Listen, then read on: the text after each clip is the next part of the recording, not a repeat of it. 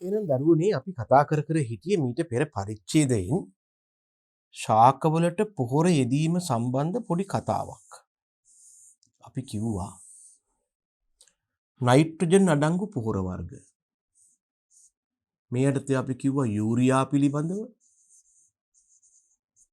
Ammonium sulphate පිළිබඳව, sodium nitrate පිළිබඳව, calcium nitrate පිළිබඳව, පොටෑසියම් නයිට්‍රේට් පිළිබඳව, කැල්සියම් සයනමයිඩ් පිළිබඳව අපි කතා කළා. හැබැයි නයිට්‍රජන් වල නම් ලොකු ගැටලුවකට අපිට මුහුණ පාන්න උනේ නැහැ. අපිට තිබුණු එකම දේ තමයි ළමයෝ යූරියා වල හරි කිසියම් පොහොරක හරි නයිට්‍රජන් ප්‍රතිශතයේ සෙවීම. යම් පොහොරක නයිට්‍රජන් ප්‍රතිශතයේ සෙවීම පිළිබඳව පොඩි අවබෝධයක් ලබා ගත යුතු වුණා. ඉතින් මේ විදිහට නයිට්‍රජන් පොහොරවල අපි මේ යූරියා, ඇමෝනියම් සල්ෆේට් ආදී පොහොරවල නයිට්‍රජන් ප්‍රතිශතය ගැන කතා කළා. ඉතින් ඔතනින් පොඩි දෙයක් දෙන්න පුළුවන් අපිට. එක එක පොහොරක අඩංගු නයිට්‍රජන් ප්‍රතිශතය හොයන්න දෙන්න පුළුවන්. කිසියම් පොහොරක අඩංගු නයිට්‍රජන් ප්‍රතිශතය සමාන වෙනවා. ඉර යටට අපි දානවා පොහොරවල අණුක ස්කන්ධය. ඉර යටට අපි දානවා පොහොරවල අණුක ස්කන්ධය.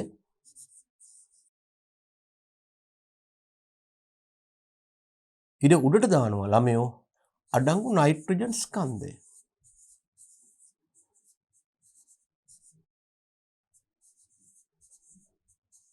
මේක 100න් වැඩි කරපුවාම ලැබෙනවා නයිට්‍රජන් ප්‍රතිශතය. මොකද මේකේ වැඩිපුර කෑකෝ ගහන්න දෙයක් නැහැ ළමයෝ. නයිට්‍රජන් වැඩි කායකවත් සම්බන්ධයක් නැහැනේ. ඒ නිසා පොහොරේ තියෙන නයිට්‍රජන් විදිහටමයි ඉන්නේ.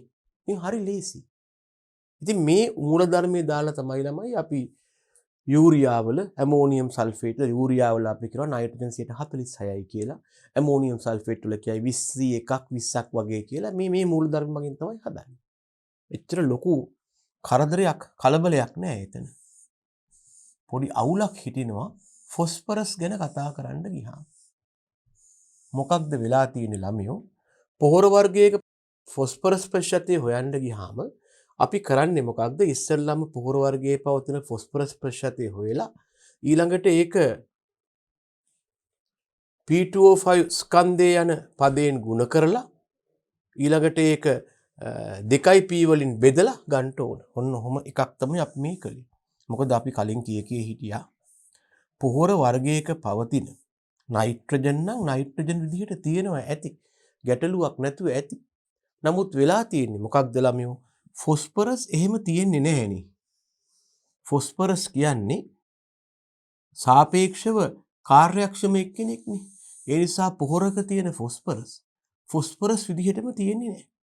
ඒ නිසා මොකද වෙන්නේ? කිසියම් පොහොර වර්ගයක තියෙන ෆොස්ෆරස් ඊළඟට ප්‍රතික්‍රියාශීලී වෙලා පත් වෙනවා ෆොස්ෆරස් පෙන්ටොක්සයිඩ් බවට. එහෙනම් අපි කතා කරන්නේ පොහොර වර්ගයක පවතින ෆොස්ෆරස් ප්‍රතිශතයක් ගැන නෙවෙයි ෆොස්ෆරස් පෙන්ටොක්සයිඩ් ප්‍රතිශතයක් ගැන. අපි ඊට පෙර පරිච්ඡේදයේදී අවධානය යොමු කළේ කොහොමද මේ ෆොස්ෆරස් ප්‍රතිශතය ෆොස්ෆරස් පෙන්ටොක්සයිඩ් ප්‍රතිශතයක් බවට පත් කරන්නේ කියන එක ගැන තමයි. මෙහිදී අපි කිව්වා ඉස්සරලාම පොහොර මිශ්‍රණයේ පවතින ෆොස්ෆරස් ප්‍රතිශතය ගණනය කරන්න. මේක හොයාගන්න. ඊළඟට හොයාගත්ත ෆොස්ෆරස් ප්‍රතිශතය මෙන්න මේ අගයෙන් වැඩි කරන්න. මොකද්ද ළමයෝ අගය? P2O5 අණුක ස්කන්ධයෙන් වැඩි කරලා බෙදන්න 2p ස්කන්ධය. එතකොට ඉබේම ෆොස්ෆරස් ප්‍රතිශතය ෆොස්ෆරස් පෙන්ටොක්සයිඩ් බවට පත් වෙනවා. එහෙනම් මේක හදන්නේ අපි පියවර දෙකකින් තමයි. ඉතින් මේකම හදන්න පුළුවන් තව ක්‍රමයක් තියෙනවා. අර කෙලින්ම රසායනික සමීකරණයක් මගින් හදන්න පුළුවන් ක්‍රමයක්. අපට ඕනනම් ඒ ක්‍රමය ගැනත් ඉදිරියේදී කතා කරන්න පුළුවන්. දැන් උදාහරණයක් වශයෙන් අපි නිකමට ඉදිරිපත් කළොත් එහෙම මම මේ පරිච්ඡේදයේ පොඩි අභියෝගයක් වගේ නිකන් පොඩි අභ්‍යාසයක් යෝජනා කළා. පුළුවන්ද ඩයි ඇමෝනියම් ෆොස්ෆේට් වල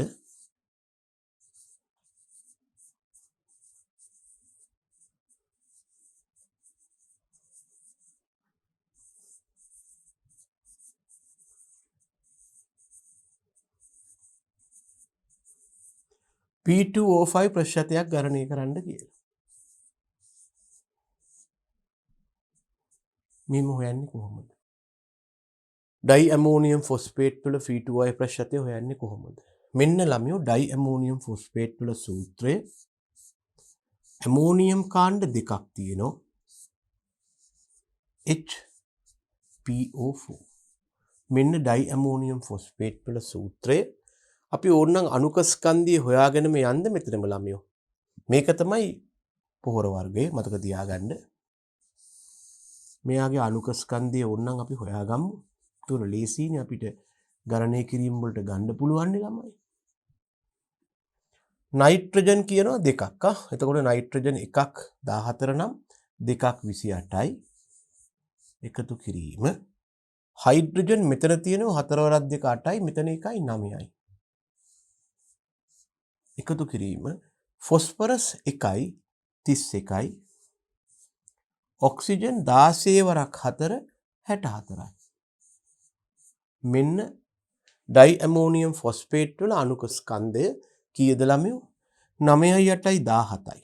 17යි 1යි 18යි 4යි 22කින් 2 දැම්මා දෙකක් ඉතුරුයි. 2යි 2යි 4යි 3යි 7යි 6යි 13යි. ග්‍රෑම් 132යි. ඕක හොයාගන්නේ යකට ගුණයිනේ. දැන් පස්සෙත් හොයන්න වෙනවනේ අපිට කොහොම ගියත් ළමයෝ. ඔන්න දැන් ග්‍රෑම් 132යි ඩයි ඇමෝනියම් ෆොස්ෆේට් වල අණුක ස්කන්ධය. දැන් අර මම කිව්ව ක්‍රමයට නම් මොකද්ද කරන්න ඕන? ඉස්සෙල්ලම අපි හොයන්න ඕන ඩයි ඇමෝනියම් ෆොස්ෆේට් වල තියෙන ෆොස්ෆරස් ප්‍රතිශතය. එහෙනම් මම මෙතන ලියනවා ඩයි ඇමෝනියම් ෆොස්ෆේට් වල ඩයි ඇමෝනියම් ෆොස්ෆේට් වල ෆොස්ෆරස් ප්‍රතිශතය. මොකද කියන්නේ? යටට එනවා මම සුළු කරලා ඉවරයි ඒක. ඩයි ඇමෝනියම් ෆොස්ෆේට් වල අණුක ස්කන්ධය මම කෙටියෙන් ලියන්නම් ළමයෝ. ඩයි ඇමෝනියම් ෆොස්ෆේට් වල අණුක ස්කන්ධය ඉර උඩ ඉන්නවා කවුද? අඩංගු ෆොස්ෆරස් වල ස්කන්ධය. ඉර උඩ ඉන්නවා අඩංගු ෆොස්ෆරස් වල ස්කන්ධය. ප්‍රතිශතයක් බවට පත් කරන්නේ 100න් වැඩි කරලා. එක දෙයක් මතක තියාගන්න මෙයා ඩයි ඇමෝනියම් ෆොස්ෆේට් මොනොක් නෙමෙයි. රයිට්. දැන් මම හෙව්වනේ ළමයෝ ඩයි ඇමෝනියම් ෆොස්ෆේට් වල අණුක ස්කන්ධය ග්‍රෑම් 132ක් කියලා.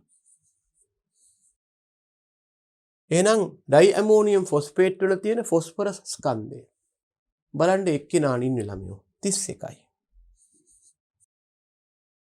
ප්‍රතිශතයක් බවට පත් කරන්න 100න් වැඩි කරනවා. ග්‍රෑම් වලට ග්‍රෑම් කැපෙනවා. අපි කැල්ලකින් හදමු එහෙනම් 31 132කින් බෙදලා 100න් වැඩි කරන්න.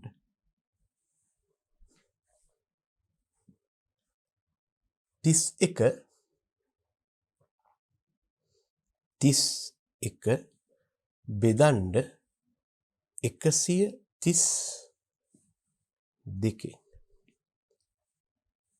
වැඩි කරන්න 100. 100ට 23.4යි 8යි. අපට ලැබෙනවා ෆොස්ෆරස් ප්‍රතිශතය කොච්චරක්ද? 100ට 23.4යි 8ක්. දැන් දෙවෙනි පියවර මොකක්ද? මේක පත් කරන්න ඕන P2O5 ප්‍රතිශතයේ බවට. මම එනවා මගේ මේක උත්තරයක් මම එනවා ඊළඟට P2O5 ප්‍රතිශතය මම හැමදාම ලියපු සමීකරණය සමානයි ෆොස්ෆරස් ප්‍රතිශතය වැඩි කරන්න P2O5 අණුක ස්කන්ධේ බෙදන්න 2p ස්කන්ධේ සමානයි ෆොස්ෆරස් ප්‍රතිශතය කීයද ළමයි? අපිට ලැබුණා මෙතන 123යි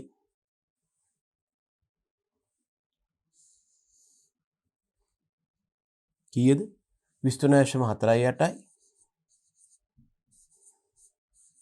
ප්‍රතිශතය වැඩි කරන්න P2O5. 62 එකතු කරන්නට 16 වරක් 5 80යිනේ. 2යි 142. දැන් අපි කලින් හැදුවා ඕක. 142කින් වැඩි කරලා බෙදන්ට 2p. 2p කියන්නේ කීයද ළමයෝ?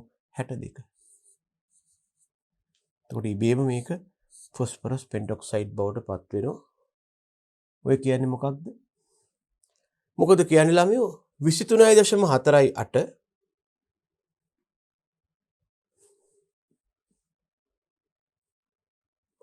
වැඩි කරන්නට 142 බෙදන්ට 62 53.77ක් වගේ ආසන්නගයක් ලැබේ. අන්න ඒ ක්‍රමයට තමයි අපි ඩයි ඇමෝනියම් ෆොස්ෆේට් වල තියෙන ෆොස්ෆරස් ප්‍රතිශතය හොයන්නේ. අර රසායනික විද්‍යා පුද්ගලයෙක් සමීකරණය තුලිත කරන්න අපි වෙලාව නොගෙන මෙහෙම කළොත් එහෙම මෙන්න ළමයෝ ඩයි ඇමෝනියම් ෆොස්ෆේට්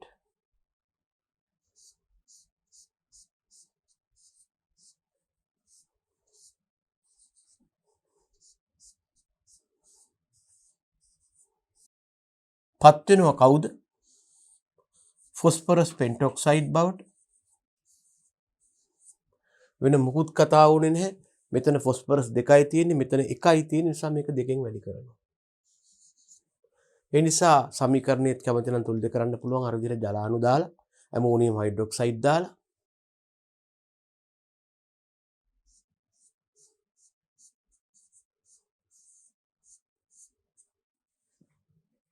දැන් මෙතන අනිවාර්යයෙන්ම දෙකක් වෙන්න ඕන. එහෙම වුණොත් මෙතනත් ඇමෝනියම් හයිඩ්‍රොක්සයිඩ්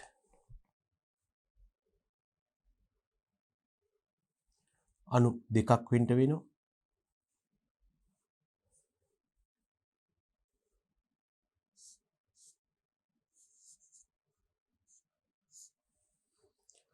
බලන්න ෆොස්ෆරස් නම් හරි. නයිට්‍රජන් මෙතන 2යි මෙතනත් 2යි. හයිඩ්‍රජන් බලන්න මෙතන තියෙනවා දෙවරක් 4 8යි 8යි 2යි 10ක්. මෙතන තියෙනවා 4 වරක් 2 8යි. 8 වරක් 2 16යි. 2යි 18ක්. මෙතන හයිඩ්‍රජන් 18ක් තියෙනවා ඈ. මෙතන තියෙන්නේ කීයද හයිඩ්‍රජන්? 4 වරක් 2 8යි 2යි 10යි 8ක් අඩුයි.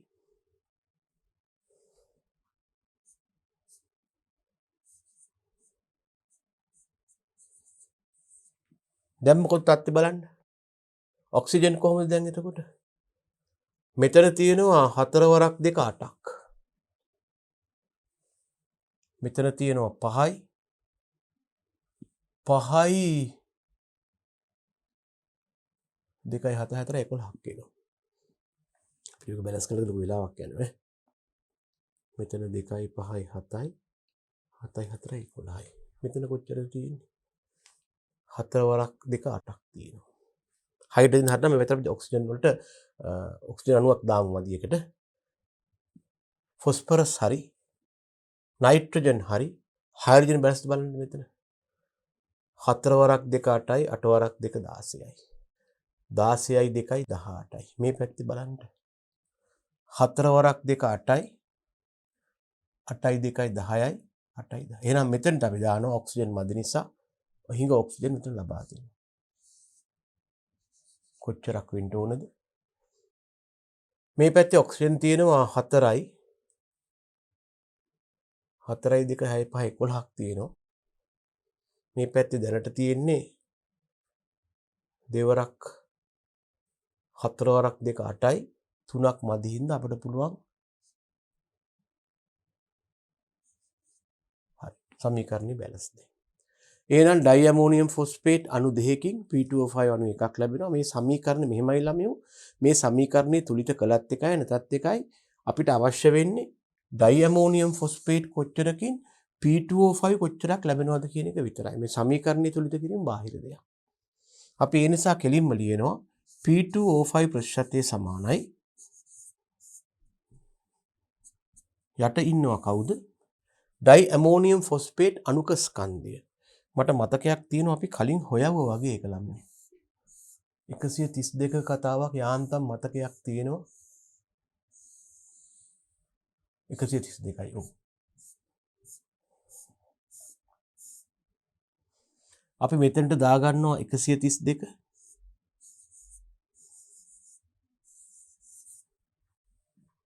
හැබැයි ඒ වගේ දෙගුණයක් ඉන්නවා මෙතන. ඒකෙන් තමයි P2O5 එක්කෙනෙක් හම්බ වෙන්නේ. ඒ කියන්නේ කීයක්ද? 142ක් හම්බ වෙන්නේ. වැඩි කරන්න ඕන 100. එහෙනම් සමානයි දෙවරක් 2 4යි දෙවරක් 3 6යි දෙවරක් 1 2යි 142 බෙදීම 264 වැඩි කිරීම 100. 142 කියන්නේ P2O5 වල අණුක ස්කන්ධය. මෙතන ඩයිඇමෝනියම් ෆොස්ෆේට් දෙකක් තියෙන හන්දයි දෙකෙන් වැඩි කළේ ග්‍රෑම් වලට ග්‍රෑම් කැපුණා. මේක සුළු කරලා බලමු අපි.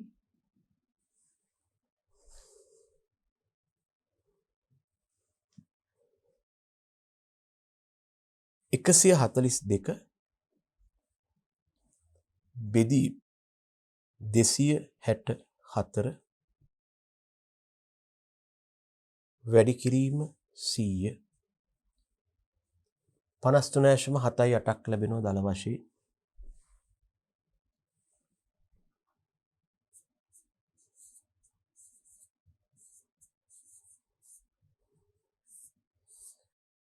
කලින් අහිංසක ක්‍රමයට හදපුවම 53.77යි දශම ස්ථාන 0.1ක වෙනසක් තියෙනවා. ඒක සුළු කිරීමේ දෝෂයක් නිසා මේ දෙකම නිවැරදි. හරිද? එහෙනම් මෙන්න දරුවනේ ෆොස්ෆරස් පොහොරක ෆොස්ෆරස් පෙන්ටොක්සයිඩ් ප්‍රශ්‍යතය සොයන ආකාරය. නයිට්‍රජන් වල ඔහොම කරදරයක් තිබුණේ නැහැ. කෙලින්ම නයිට්‍රජන් ප්‍රශ්‍යතය හොයන්නේ. හැබැයි ෆොස්ෆරස් පොහොරක හොයන්නේ ෆොස්ෆරස් ප්‍රශ්‍යතයක් නෙවෙයි ෆොස්ෆරස් පෙන්ටොක්සයිඩ් ප්‍රශ්‍යතයක්. මොකද ෆොස්ෆරස් නිකන් ඉන්නේ ප්‍රතික්‍රියා කරලා හදනවා පෙන්ටොක්සයිඩේ. හරිද?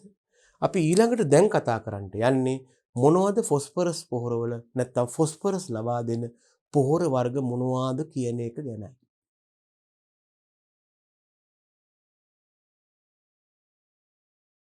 මෙන්න තියෙනවා ළමයෝ එහෙනම් ෆොස්ෆරස් ලබා දෙන පොහොර වර්ග.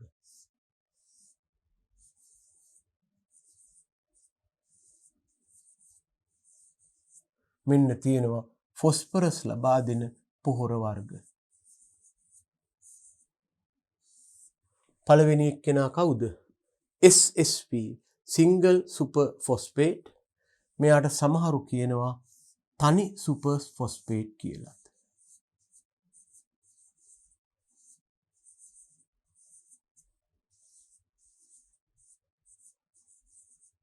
සිංගල් සුපර් ෆොස්ෆේට් හෙවත් තනි සුපර් ෆොස්ෆේට් වෙනවා.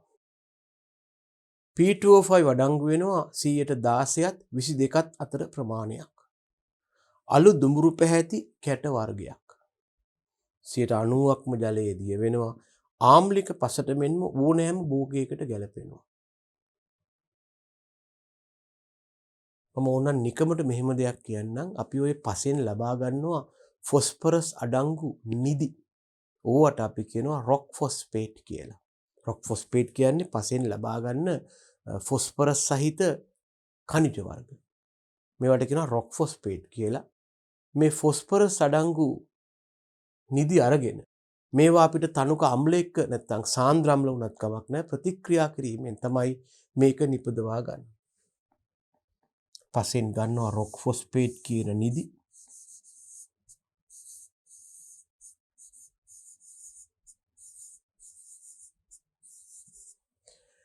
මේක බොහෝ විට ප්‍රතික්‍රියා කරනවා සල්ෆියුරික් අම්ලය සමග.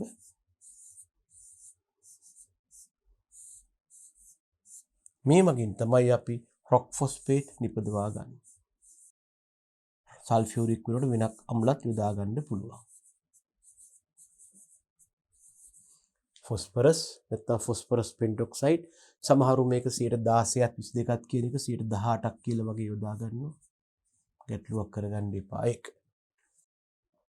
මේක ආම්ලික පස් වලට වගේම ඕනෙම භෝගයකට දාන්න පුළුවන්. ගැටලුවක් නැහැ. එකම අවුල වෙලා තියෙන්නේ අඩංගු ෆොස්ෆරස් ප්‍රමාණය ටිකක් සාපේක්ෂව අඩු වීම තමයි චෝදනාව. ඒ හැර වෙන ලොකු ගැටලුවක් නැහැ. ඊළඟ පුද්ගලයා ත්‍රිත්ව සුපර් ෆොස්ෆේට්. මේකට තියෙනවා ඉංග්‍රීසි නමක් ළමයෝ. Triple super phosphate.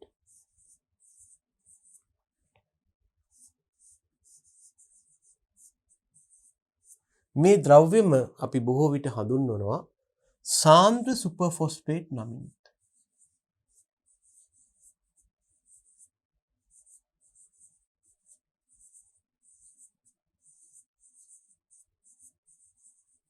එහෙම නැත්තම් මේකට සමහරු කියනවා සාන්ද්‍ර නිසා concentrated super phosphate කියලා. අපේ මට්ටමට සාන්ද්‍ර සුපර් ෆොස්ෆේට් හා අපේ මට්ටමට සාන්ද්‍ර සුපර් ෆොස්ෆේට් හා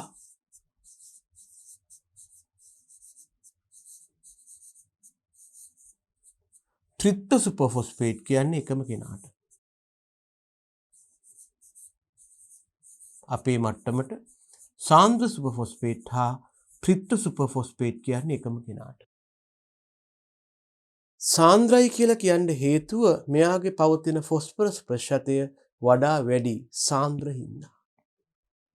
ත්‍රිත්ව කියලා කියන්න හේතුව සාමාන්‍ය සුපර් ෆොස්ෆේට් වගේ 3 ගුණයක් විතර මෙයාගේ ෆොස්ෆරස් තියෙන හින්දා. නැත්තම් ෆොස්ෆරස් පෙන්ටොක්සයිඩ් තියෙන හින්දා. බලන්න සාමාන්‍ය සුපර් ෆොස්ෆේට් වල ෆොස්ෆරස් ප්‍රතිශතය 16% වෙනවා. හැබැයි සාන්ද්‍ර එක්කෙනාගේ 45ක් සමහරට 46ක් වෙන්න පුළුවන්. දල වශයෙන් මේක 3 ගුණයක් වගේ වෙනවා. 16 3න් වැඩි කළොත් 48යි. නමුත් ළඟ ළඟ එන නිසා තමයි මෙයාට ත්‍රිත්ව හෙවත් 3 ගුණයක් හෙවත් ට්‍රිපල් කියලා කියන්නේ.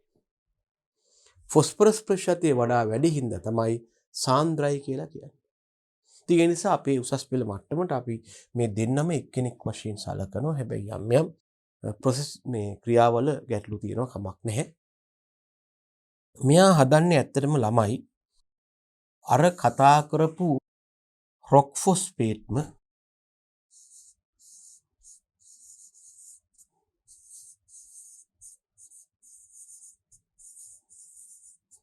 ක්‍රියාත්මක කරනවා සාන්ද්‍ර ෆොස්ෆරික් අම්ලය කියන අම්ලය සමග.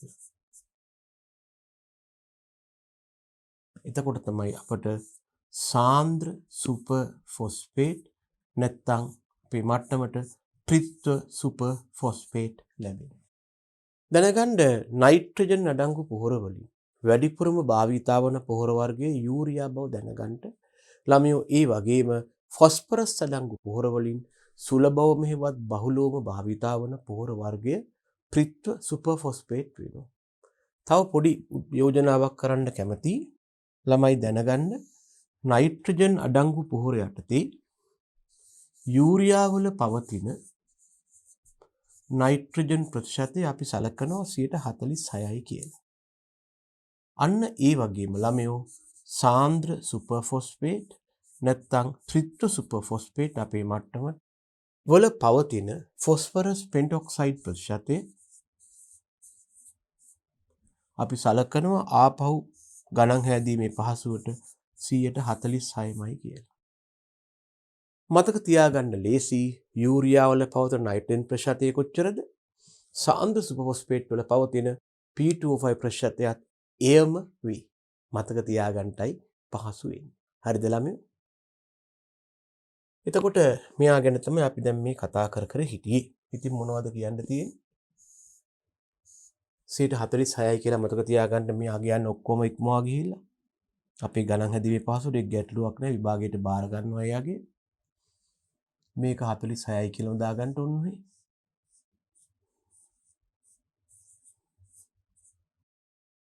අලු පැයට වෙනවා. සරලව කියනවා නම් ළමයෝ නිකන් සිමෙන්ති කුඩු වගේ තමයි මෙයා පේන්නේ භෞතිකව. යම් දුරකට අලු පැහැති කුඩු වර්ගයක් සිමෙන්ති කුඩු වගේ තමයි පේන්නේ. පාට පොඩ්ඩක් වෙනස් ඊට වඩා.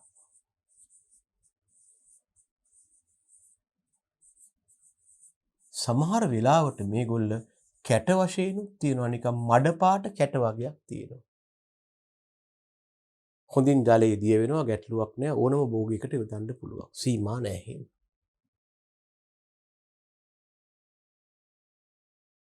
ඊළඟ එක්කෙනා රොක් ෆොස්ෆේට්. අන්න මෙයා තමයි පසේ පිහිටි නිදි හෙවත් ඩිපොසිට්ස් වලින් ලබා ගන්න. පසේ තියෙනවා ෆොස්ෆරස් ගබඩා වුණු පස තුල නිකන් ඉල්ලන් වාගේ නිදි කියන්නේ ඒවා තමයි. ඉංග්‍රීසියෙන් කියනවා ඩිපොසිට්ස් කියලා.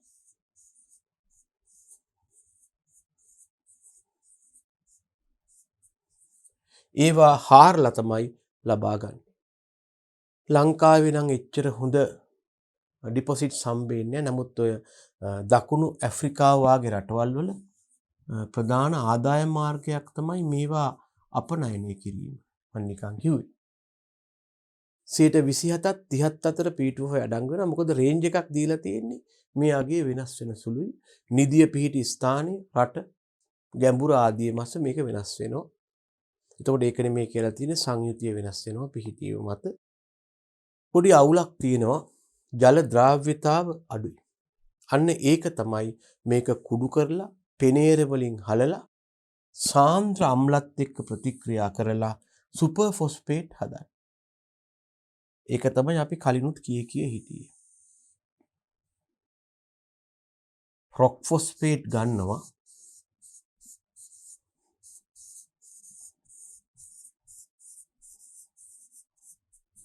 ප්‍රශ්න වෙලා තියෙන්නේ ජල ද්‍රාව්‍යතාව අඩුයි. එතකොට අපි දන්නවා යම් පොහොරක් මගින් ශාකවලට පෝෂක ලබා දෙන්න නම් මුලින්ම එයා ජලයේ දිය වෙලා ඉන්න එපා ළමයෝ. නමුත් ජල ද්‍රාව්‍යතාව අඩු නම් මෙතන ගැටලුවක් මතුවෙනවා. ඒ නිසා මොකක්ද කරන්නේ? ජල ද්‍රාව්‍යතාව වැඩි කරන්න ඉස්සෙල්ලාම මෙයාව කුඩු කරනවා, ග්‍රයින්ඩ් කරනවා. කුඩු කරලා ඊළඟට අපට පුළුවන් සල්ෆියුරික් වගේ අම්ලයක ප්‍රතික්‍රියා කරවන්න. එහෙම කළොත් ලැබෙනවා සිංගල් නැත්නම් තනි සුපර් ෆොස්ෆේට්. එහෙම නෙමෙයි ෆොස්ෆරික් අම්ලයේ සමග ප්‍රතික්‍රියා කරනවා. දැන් බලන්න මෙතන තියෙනවානේ ෆොස්ෆරස්. ඒ මගින් අමතරව එක්කව වෙලා ලැබෙනවා අපිට සාන්ද්‍ර හේවත් ත්‍රිත්ව සුපර් ෆොස්ෆේට්. එතකොට රොක් ෆොස්ෆේට් වල ප්‍රශ්නයක් තියෙනවා. එයාගේ ජල ද්‍රාව්‍යතාව අඩු හින්දා එයා හුඟක් වෙලාවට යොදාගන්නේ බහුවාර්ෂික භෝගවලටයි. ඇයි හේතුව? ළමයි ඒකවාර්ෂික භෝගවලට දැම්මට මේකේ තියෙන ෆොස්ෆරස් දිය වෙලා ශාක වලට ලබා ගන්නට වැඩි කාලයක් ගත වෙනවා. ඊට කලින් ශාකයේ ජීවිත කාලය නිමා වෙනවා. ඒ නිසා ජීවිත කාලේ වැඩි ශාක වලට තමයි මේ රොක් ෆොස්ෆේට් යොදන්නේ. right. බලන්න ළමයි ඊළඟ ෆොස්ෆරස් ලබා දෙන පොහොර වර්ගය මේකට අපි කියනවා එප්පාවල ඇපටයිට් කියලා. මේක එක්තරා ආකාරයක පසෙන් ලබා ගන්නා රොක් ෆොස්ෆේට් වර්ගයක්ම තමයි. ඉතින් සංයුතියේ යම් යම් වෙනස්කම් තියෙනවා. මම නිකමට කියන්නේ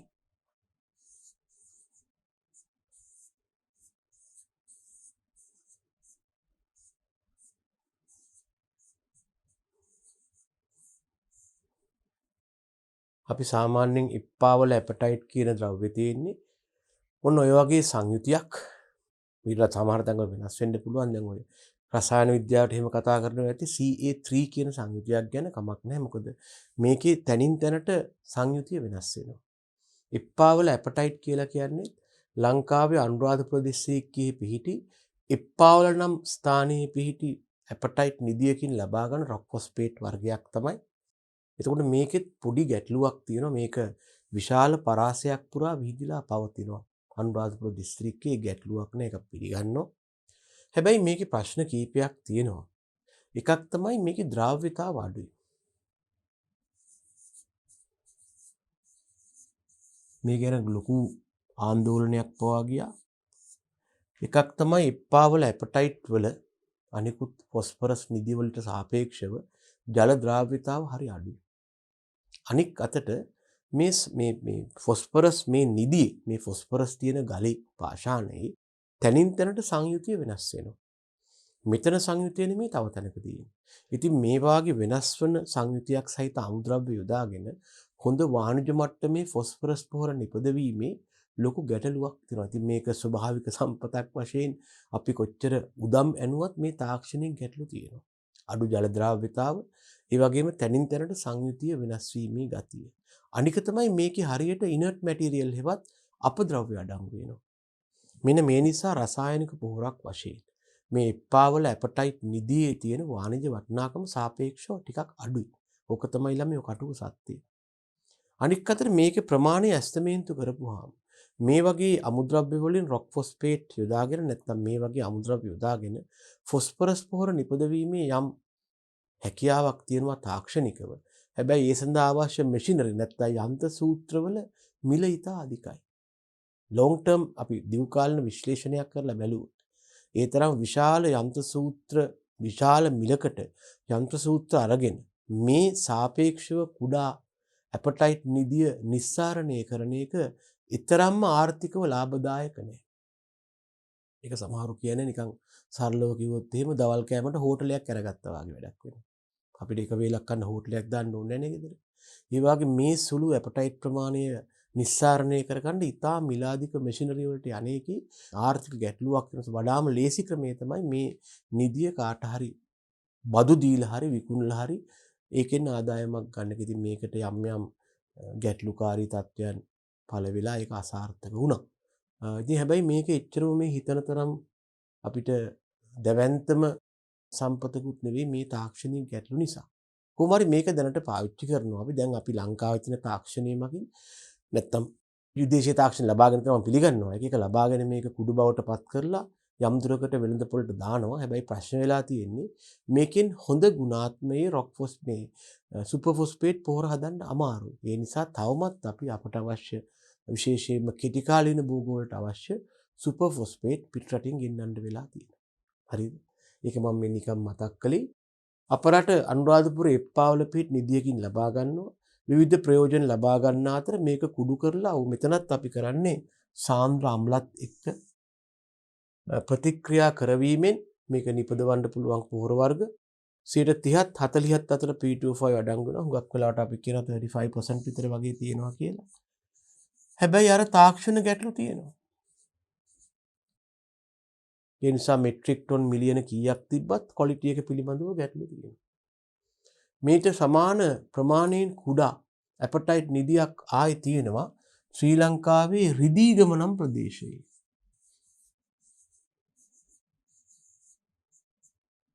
ඇපටයිට් ලොකුම නිදිය තියෙන අනුරාධපුර දිස්ත්‍රික්කයේ එප්පාවල නම් ප්‍රදේශයේ ඊට වඩා ප්‍රමාණයෙන් කුඩා එකක් තියෙනවා රිදීගම නම් ප්‍රදේශයේ. ඊළඟට අපි අර ගණනය කරලා හොයාගත්ත පොහොර වර්ගයේ මොනු ඇමෝනියම් ෆොස්ෆේට් මොනු ඇමෝනියම් කියන්න හේතුව ඇමෝනියම් කාණ්ඩ එකක් පමණක් පැවතීම නිසා. ඇමෝනියම් කාණ්ඩ එකක් පමණක් අඩංගු පොහොර වෙනවා. මේකත් අපට කුඩු කරලා ශේෂ්ත්‍රයට යොදන්න පාවිච්චි කරත හැකි. ඊළඟට අපි එනවා පොටෑසියම් අඩංගු තව තියෙන්න පුළුවන් උදාහරණයක් බේසික් ස්ලැග් හෙවත් භාෂ්මික බොර කියලා ෆොස්ෆරස් පොහොර වර්ගයක් තියෙනවා. අපි මේ ඔක්කොම සලකා බලන්නේ නැහැ.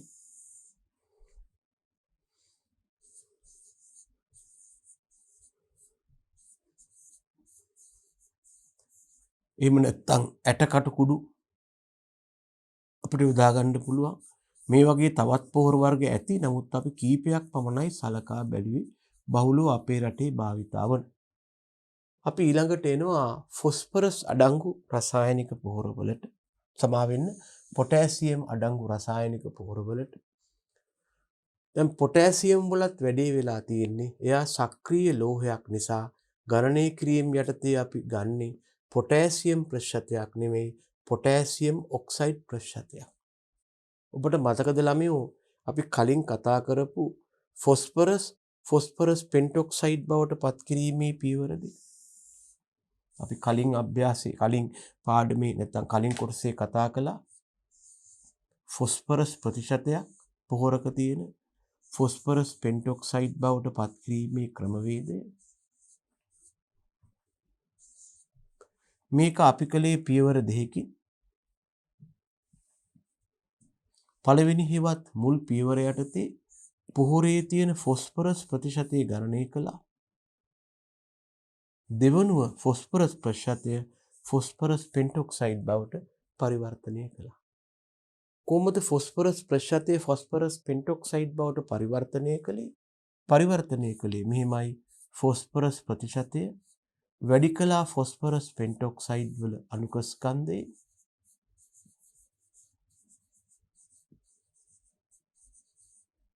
ඒක බෙදුවා 2p ස්කන්ධය.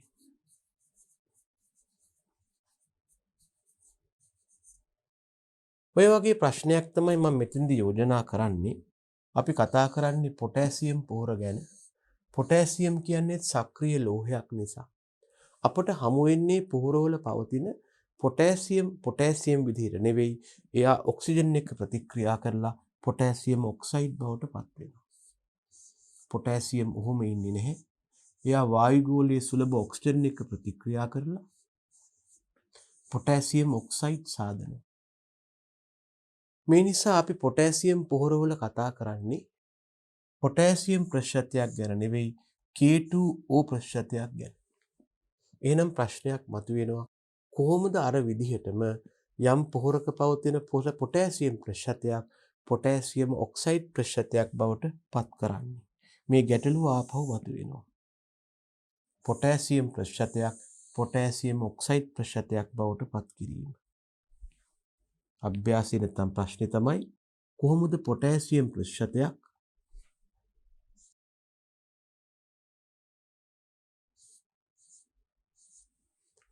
පොටෑසියම් ඔක්සයිඩ් ප්‍රතිශතයක් බවට පත් කරන්නේ?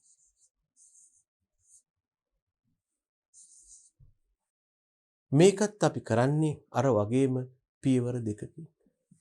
මුලින්ම අපි පොහොර වර්ගයේ තියෙන පොටෑසියම් ප්‍රතිශතය ගණනය කරනවා. ඔන්න පළවෙනි පියවර පොටෑසියම් ප්‍රතිශතය ගණනය කරනවා. ගණනය කරලා හොයාගන්නවා පොටෑසියම් ප්‍රතිශතය.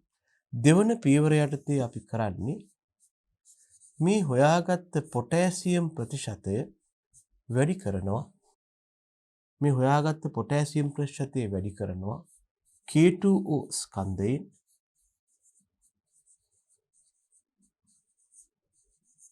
මේක බෙදනවා 2k ස්කන්ධයෙන්.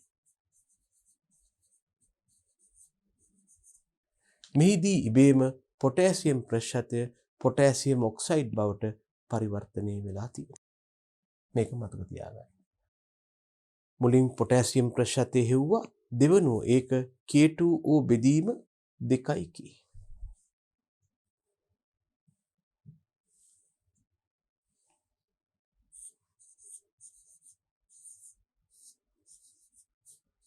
මෙන්න මේ ස්කන්ධයෙන් වැඩි කළා නම් කතාව කම්මුතුයි. ඒකයි අපි මේ කී හිටියේ. මේ තියෙන්නේ K ප්‍රතිශතය වැඩි කරනවා K2O ස්කන්ධයෙන් බෙදනවා 2k ස්කන්ධයෙන්. හරිද?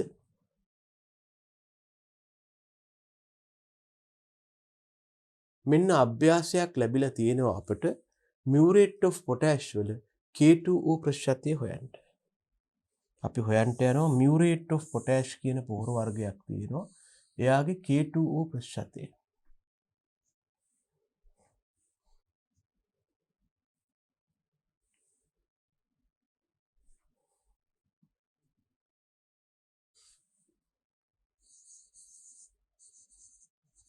මියුරේට් ඔෆ් පොටෑෂ්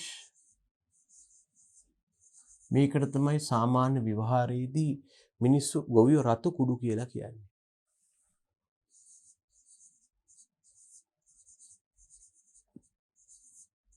මියුරේට් ඔෆ් පොටෑෂ් වල K2O ප්‍රතිශතය සෙවීම. මෙන්න ළමයි මියුරේට් ඔෆ් පොටෑෂ්. එයාගේ රසායනික සූත්‍රය KCl වෙනවා. පොටෑසියම් ක්ලෝරයිඩ් වෙනවා. ඔබ දැනගන්න ඕන පොටෑසියම් වල සාපේක්ෂ පරමාණුක ස්කන්ධය 39ක් වෙනවා. ක්ලෝරින් වල මෙම අගය 35.5ක් වෙනවා. එතකොට අපි ඉස්සෙල්ලම කරන්නේ මොකක්ද? මේ අණුව අපි හදන සරල ක්‍රමයට ඉස්සෙල්ලම KCl නැත්නම් muriate of potash වල K ප්‍රතිශතය හොයනවා. මේක හදන සරල ක්‍රමය තමයි KCl වල K ප්‍රතිශතය හොයනවා. ඊළඟට මේක අර 2 K2O බෙදීම 2K වලින් බෙදන්නේ.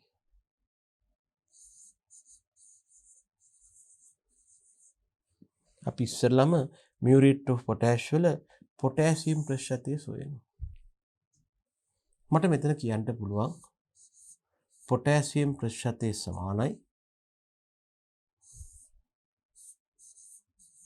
KCl අණුක ස්කන්ධය යට ඉන්නවා උඩ ඉන්නවා අඩංගු කේවල ස්කන්ධය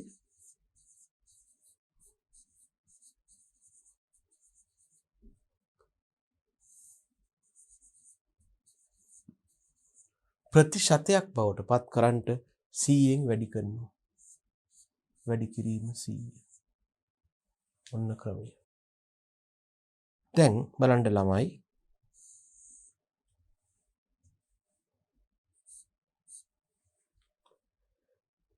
KCl ගත්තාම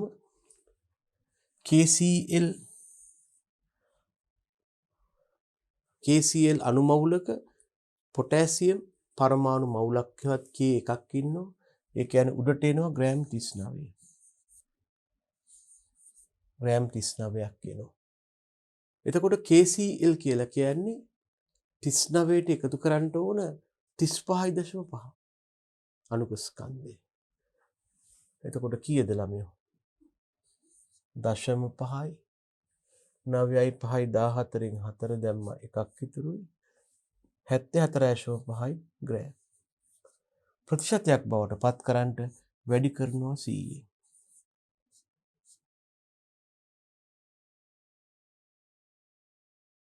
මොකක්ද කරන්න ඕන? 39 බෙදන්ට 74.5.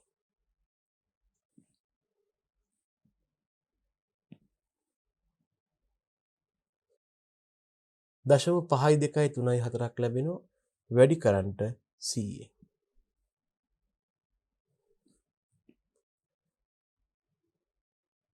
පනස් දෙකයි අශම 3යි 4ක් ලැබෙනවා. මෙන්න muriate of potash වල potassium ප්‍රතිශතය. දැන් අපි යන්න ඕන දෙවන පියවරට මොකක්ද? මේක K2O ප්‍රතිශතයක් බවට පත් කරන්න ඕන. එතකොටයි අපිට උත්තරේ ලැබෙන්නේ. එහෙනම් දෙවන පියවර තමයි ළමයෝ K2O ප්‍රතිශතයක් බවට පත් කිරීම. මොකක්ද පොටෑසියම් ප්‍රතිශතයක් පොටෑසියම් ඔක්සයිඩ් ප්‍රතිශතයක් බවට පත් කිරීමට අදාළ සිද්ධිය? අපි කියනවා ළමයෝ K2O ප්‍රතිශතය සමානයි K ප්‍රතිශතය වැඩි කිරීම K2O ස්කන්ධය බෙදීම 2K ස්කන්ධය. මේක මතක තියාගන්න. සමානයි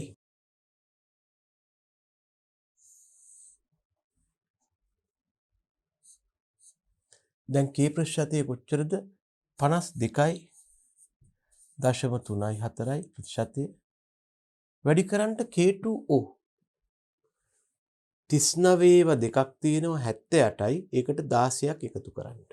ඇයි ළමයෝ K සමානයි 39යි කියවනේ 39ව දෙකක් කියන්නේ මේ බලන්න 39 වැඩි කිරීම 2 ධන O එකක් නේ 16යි. යටට එනවා ආපහු 39ව දෙකක්. දෙකයි කියන්නේ ග්‍රෑම්.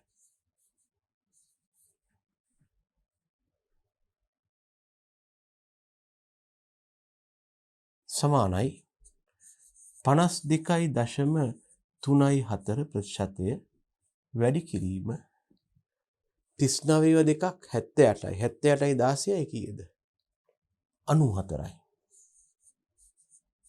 බෙදන්න 39.2 දෙකක් කීයද ළමයෝ 78යි 52.3.4 94න් වැඩි කරලා 78න් බෙදන්න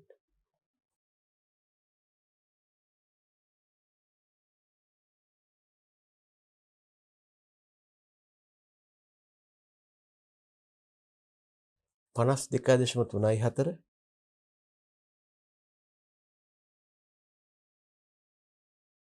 වැඩි කරන්න 94න්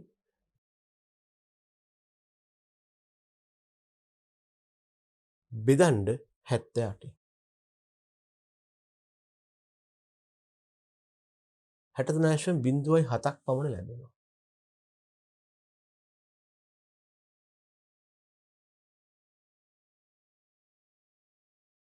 මෙන්න muriate of potash වල අඩංගු K2O ප්‍රතිශතය. අපි හෙව්වේ අර අහිංසක ක්‍රමයට. මුලින්ම KCl වල අඩංගු නැත්නම් muriate of potash වල අඩංගු K ප්‍රතිශතය හෙව්වා. ඊළඟට ඒක K2O ප්‍රතිශතයක් බවට වැඩිපත් කළා. ඒ පත් කළේ කොහොමද?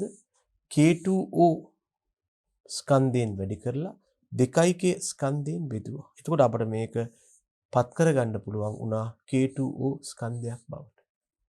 අපිට දල වශයෙන් ලැබුණු අගය තමයි 63.07ක්.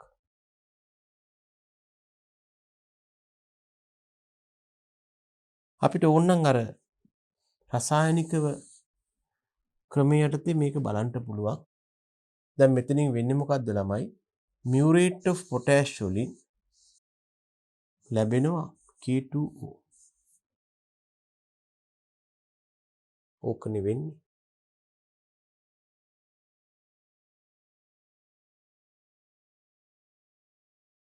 දැන් මේකෙන් HCl හැදෙන්න පුළුවන් ආදී වශයෙන් නොයෙකුත් දේවල් වෙන්න පුළුවන්. දැන් අපිට ඕනනම් මේකට පොලිස් සමීකරණයක් යෝජනා කරන්න පුළුවන්.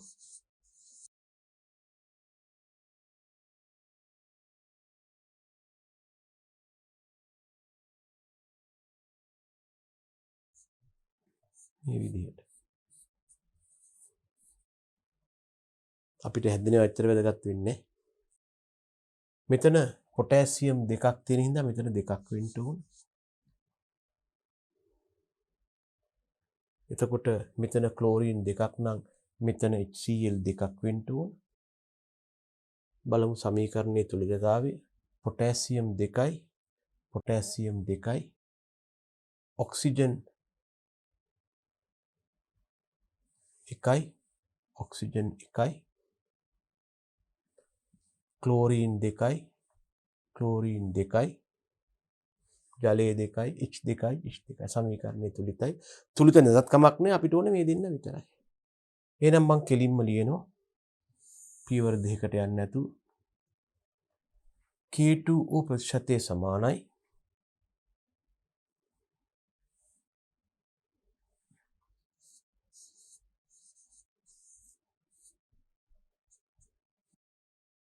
මෙතන KCl දෙකක් ඉන්නවා 2යි KCl ස්කන්ධය උඩ ඉන්නවා K2O ස්කන්ධය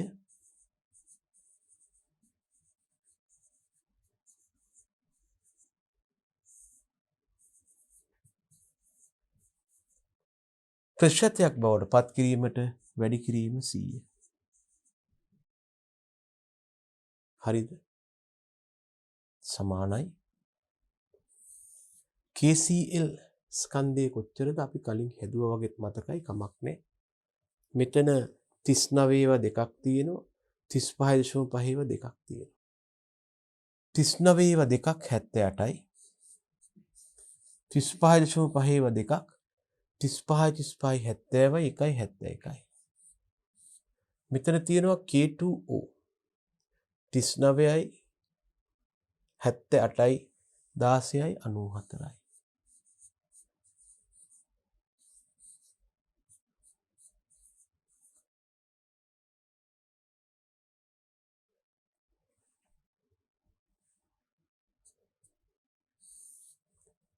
8යි 9යි 7යි 7යි 14යි 149 උඩ එනවා 94 වැඩි කරන්න 100 බලමු ගණනය කිරීම හරිද කියලා.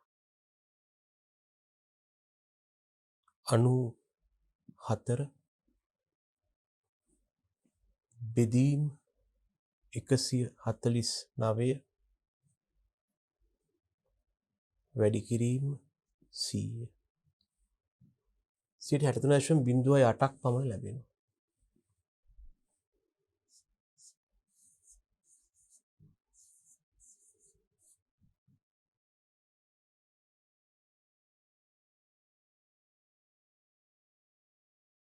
කලින් ක්‍රමයේදී 60.07යි මෙතන දශම ස්ථානයක වැරද්ද සුළු කිරීමේ දශම ස්ථානය හා මෙහා වෙලා ඒ නිසා මේ ක්‍රම දෙකෙන් ඕනම ක්‍රමයකට හදන්න පුළුවන්.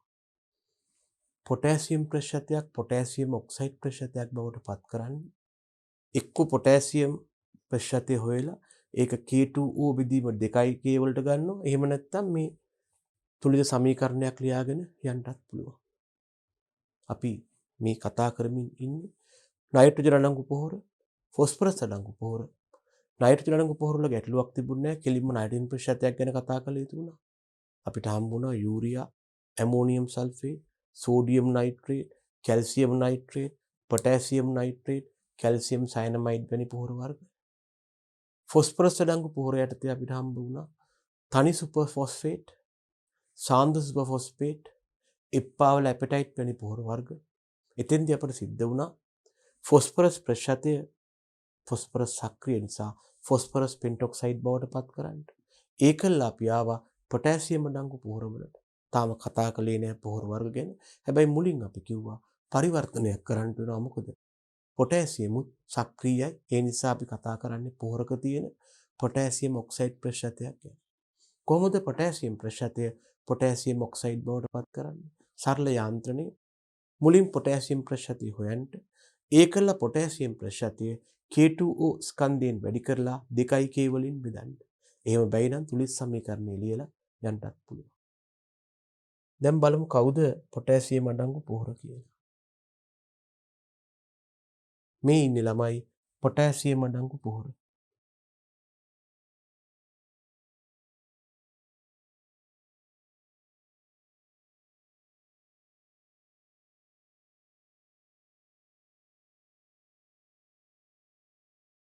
පළවෙනි එක්කෙනා මියුරේට් ඔෆ් පොටෑෂ් එවත් පොටෑසියම් ක්ලෝරයිඩ්. අඩංගු K2O ප්‍රතිශතය 60ක් පමණ වෙනවා. 60ක් පමණ කියලා කියන්නේ දරුවෝ අපිට පෙනී ගියා මේක ගණනය කරපුවාම 63කට ආසන්න අගයක් එනවා කියලා. නමුත් ගණනය කිරීම වලදී 60ක් කියලා ගත්තට කමක් නැහැ. රතු රෝස හෝ සුදු පැහැති ස්පටික තත්වයක් අර රතු කුඩු කියලා කියන්නේ මේවට තමයි. සම්පූර්ණයෙන්ම ජලයේ දිය වෙනවා. මේකත් විදේශීය නිදිවල ඉඳලා අර වගේ ඩිපොසිට්ස් වල තිබිලා ලංකාවට ගියනවා. සම්පූර්ණයෙන්ම ජලයේ දිය වෙනවා. හැබැයි ඊට අමතරව ජලාකර්ෂක වෙනවා. වායුගෝලීය තෙතමනයත් උරාගෙන දිය වෙනවා. ඒ නිසා මිශ්‍රණ වලට යෙදීමේදී හා ගබඩා කිරීමේදී නම් ගැටලු මතුවෙනවා. ඒ ජලාකර්ෂක හින්දා. නමුත් මතක තියාගන්න. අපේ රටේ බහුලවම භාවිතා වන පොටෑසියම් අඩංගු පොහොර වර්ගය මියුරේට් ඔෆ් පොටෑෂ් බව. මම ආයෙත් මතක් කරනවා නම් වැඩිපුරම පාවිච්චි වන නයිට්‍රජන් අඩංගු පොහොර වර්ගය යූරියා වෙනවා. වැඩිපුරම පාවිච්චි වන ෆොස්ෆරස් අඩංගු පොහොර වර්ගය සාන්ද්‍ර සුපර් ෆොස්ෆේට් වෙනවා. ඒ වගේම වැඩිපුරම භාවිතා වන වැඩිපුරම අඩංගු කියන වැඩිපුරම භාවිතා වන පොටෑසියම් අඩංගු පොහොර වර්ගය මියුරේට් ඔෆ් පොටෑෂ් වෙනවා. වැඩිපුරම නයිට්‍රජන් සහිත භාවිතා වන කියන්නේ ලංකාවේ වැඩිපුරම පාවිච්චි වන නයිට්‍රජන් පොහොර වර්ගය යූරියා, ලංකාවේ වැඩිපුරම පාවිච්චි වන ෆොස්ෆරස් පොහොර වර්ගය සාන්ද්‍ර සුපර් ෆොස්ෆේට්, ලංකාවේ වැඩිපුරම පාවිච්චි වන පොටෑසියම් අඩංගු පොහොර වර්ගය මියුරේට් ඔෆ් පොටෑෂ් වෙනවා. හැබැයි අස්වැන්නේ ක්වොලිටි එකට පොඩි පොඩි බලපෑම් ඇති කරන නිසා දුම්කොළ, තක්කාලි, අර්තාපල් වැනි භෝගවලට මියුරේට් ඔෆ් පොටෑෂ් යොදන්නේ නැහැ. මොකද මේකේ තියෙන ක්ලෝරයිඩ් කාණ්ඩ මගින් මේ අස්වැන්නට ගැටලුව ඇති කරනවා. ඊළඟ පොටෑසියම් අඩංගු පොහොර වර්ගයට අපි කියනවා සල්ෆේට් of potash කියලා. එහෙම නැත්නම් K2SO4. මේකේ අඩංගු K2 ප්‍රතිශතය 50ක් පමණ වෙනවා. ඔබට අර විදිහටම ඕනනම් සමීකරණය ලියලා හදලා බලන්න පුළුවන්. මම හදන්න යන්නේ නැහැ. මම නිකමට කියනවා නම් මේකේ K2O ප්‍රතිශතය සමාන වෙනවා සල්ෆේට් of potash වල. ඉස්සෙල්ලාම ඔයා හොයාගන්නවා පොටෑසියම් ප්‍රතිශතය. මේක වැඩි කරනවා K2O ප්‍රතිශතය නැත්නම් K2O ස්කන්ධේ බෙදනවා 2K ස්කන්ධේ. ඉතින් අඩංගු K ප්‍රතිශතය හොයාගන්නේ මුලින් ඒක හොයලා ඉන්න එපා. අඩංගු K ප්‍රතිශතය සමාන වෙනවා K2SO4 අණුක ස්කන්ධය යටට දානවා. උඩට දානවා K දෙකක් තියෙන හින්දා 2K ස්කන්ධය.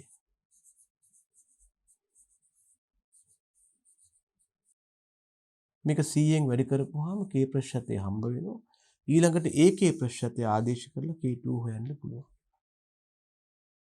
එතකොට මේකේ අඩංගු වෙලා තියෙන K2O 50ක් විතරයි. මේකත් ගණන් හදුවාම 50 නෙමෙයි 50 අවටාගයක් වෙයි. ඒ වගේම බහුලව යොදන්නේ මියුරේට් ඔෆ් පොටෑෂ් යොදන්න අපහසු භෝග වලට අපි අර කිව්වේ දුම්කොළ අර්තාපල් තක්කලි වගේ වට තමයි මේක පාවිච්චි කරන්නේ. ඊළඟ එක්කෙනා පොටෑසියම් නයිට්‍රේට් නැත්නම් KNO3 මේකට සමහරු K නයිට් කියලාත් කියනවා. අඩංගු K2O ප්‍රතිශතය 28ක් පමණ වෙනවා. මේක ටිකක් මිල අධික නිසා බහුලව පාවිච්චි කරන්න. මේක ටිකක් ඝන. භාවිතේ අඩු වෙලා තියෙනවා.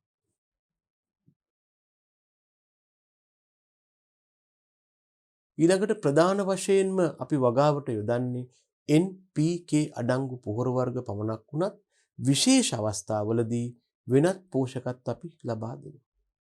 උදාහරණයක් මැග්නීසියම් අඩංගු පොහොර තියෙනවා. කැල්සියම් අඩංගු පොහොරක් තියෙනවා.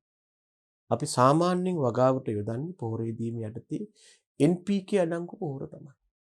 මේ යටතේ අපිට නිතරම ඔළුවේ තියාගන්න වෙනවා මෙන්න මේ වගේ උදවිය ගැන. නයිට්‍රජන් යටතේ යූරියා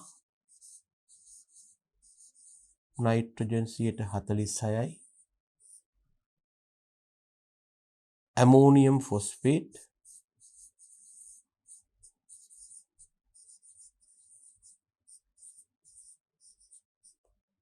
නයිට්‍රජන් 21යි ගණන් හදද්දි මේ වගේ මතක තියාගත්තාම ඇති ළමයෝ. ෆොස්ෆරස් යටතේ සාන්ද්‍ර සුපර් ෆොස්ෆේට් මං කිව්ව මතක තියාගන්න ලේසි. යූරියා වල නයිට්‍රජන් 46යි වගේම සාන්ද්‍ර සුපර් ෆොස්ෆේට් වල ෆොස්ෆරස් 46යි. අවශ්‍ය වුණොත් තනි සුපර් ෆොස්ෆේට් නැත්නම් සිංගල් සුපර් ෆොස්ෆේට් ෆොස්ෆරස් 18යි කියලා දාගන්න. ඊළඟට පොටෑසියම් අඩංගු පොහොර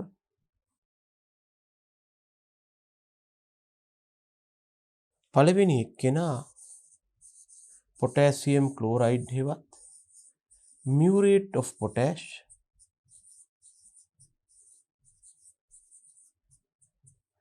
පොටෑසියම් 60යි කියලා ගන්න ගණන් හදනකොට ඊළඟ එක්කෙනා සල්ෆේට් ඔෆ් පොටෑෂ් 50යි කියලා හදන්න. ප්‍රධාන වශයෙන් අපට පොහොර සම්බන්ධ ගණිත ගැටලු හදනකොට ඔන්න ඔය ඉලක්කම් ටික තමයි ඔය ප්‍රතිශත ටික තමයි දැනගන්න ඕන. මේවා දෙන්න බැඳිලා නැහැ. සමහර වෙලාවට ලැබෙන්නත් පුළුවන්. සමහර වෙලාවට නොලැබෙන්නත් පුළුවන්. ඉතින් ළමයෝ සාමාන්‍ය තත්ත්වයේ මේක වුණාට විශේෂ අවස්ථාවලදී අපි මීට අමතරව මැග්නීසියම් හා කැල්සියම් අඩංගු පොහොර වර්ග ලබා දෙනවා. ඒකයි මේ කියලා තියෙන්නේ. ප්‍රධාන වශයෙන් වගාවට යොදන්නේ NPK අඩංගු පොහොර වර්ග පමණක් වුණත් විශේෂ අවස්ථාවලදී වෙනත් පෝෂක වර්ගත් ලබා දෙනවා. උදාහරණයක් මැග්නීසියම් අඩංගු පොහොර, උදාහරණයක් කැල්සියම් අඩංගු පොහොර. නැත්තම් දෙන්නේ NPK විතරයි. මෙන්න මැග්නීසියම් අඩංගු පොහොර ඩොලොමයිට් මැග්නීසියම් 12ක් පමණ අඩංගු වෙනවා.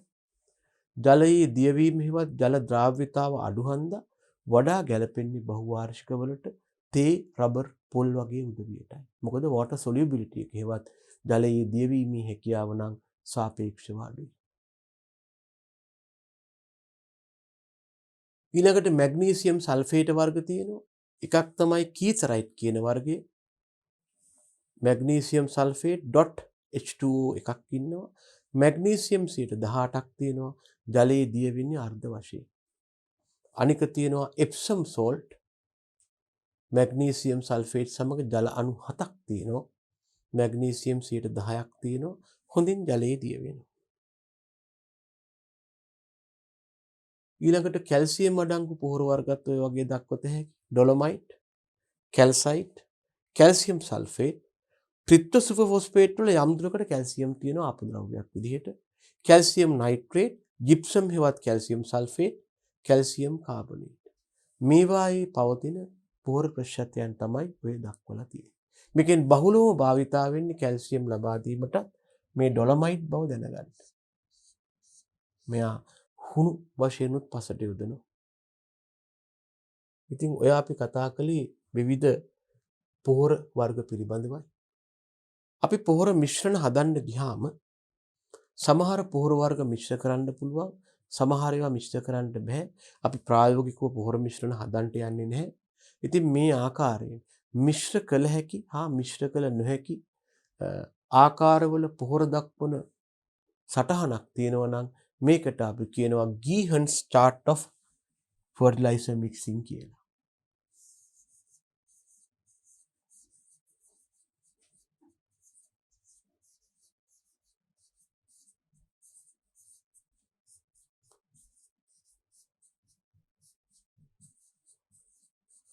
මේකෙන් අපිට හොයාගන්න පුළුවන් මිශ්‍ර කළ හැකි පොහොර වර්ග මොනවද? මිශ්‍ර කළ නොහැකි පොහොර වර්ග මොනවද කියන එක. එතකොට මිශ්‍ර කළ නොහැකි පොහොර වර්ග යොදාගත්තොත් සමහර වෙලාවෙදී අහිතකර ප්‍රතික්‍රියා සිදුවීමෙන් අපට හානිදායක තත්ත්ව ලැබෙන්න පුළුවන්. මිට අමතරව අපට අවබෝධයක් තියෙන්න වෙනවා කොහොමද මේ පොහොර මිශ්‍රණ සාදන්නේ කියන එක ගැන. අපි ඊළඟට කතා කළ යුත්තේ පොහොර මිශ්‍රණ සෑදීම පිළිබඳවයි. අපි එහෙනම් ඊළඟ පරිච්ඡේදයෙන් මේ පොහොර මිශ්‍රණ සෑදීම ගැන සාකච්ඡා කරමු.